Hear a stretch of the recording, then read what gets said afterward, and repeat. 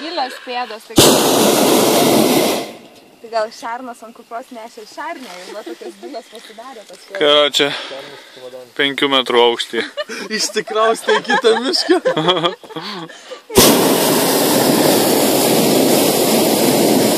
Bet kai įsivaizduoju šernas šis čimodanas lekia į kitą mišką. Ne, dabar tai norėčiau pamatyti medžiotojo vaizdą, karočią, kaip... Apšaudyta. Kuris mėnesį laiko nieko nesumedžiojo. Ja. Pro pat nosį praskrendam. Apšaudyta. Čia net ne miškas šis. Pievos tai čia geras leidimus. Lygio. O čia tokia va ypatinga, va panašiai į tą. Jo.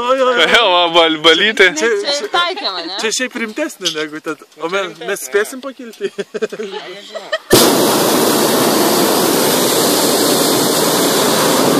Patinka tas man. Pakilsim ar ne? O miškai teko kada nusileisti? Pakipti. Nu va. Būna pakimbam, bet skrendam kažkur į kokį kelių kartų pataiką. Skinka koležis, Laurita. Dabar, Rauk. dabar. Laurita, rauk. Su šaknim tą medį. Ir belgam. Vilmas kažkaip nežavi, tokie žemi pasiskraidimai. Galvau, šokti reiks greituoju būdu. Ta kirstimsim, reikia tik vis tiek priskrist kažkokį tam korį. Žiūrėkit, vara kažkas. Stirna! Ten, po mišką. Per mišką. Jo, medžius pro Geras, veinas tą stirną, va ten jinai nubėgo.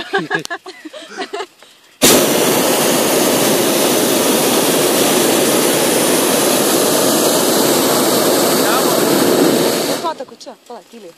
Tyliai? Ne, girdisi. Va. Super fotai. Nejudykit. Kas judina? Bet man atrodo, čia žinok kita, nes jinai greit negalėjo nubėgti.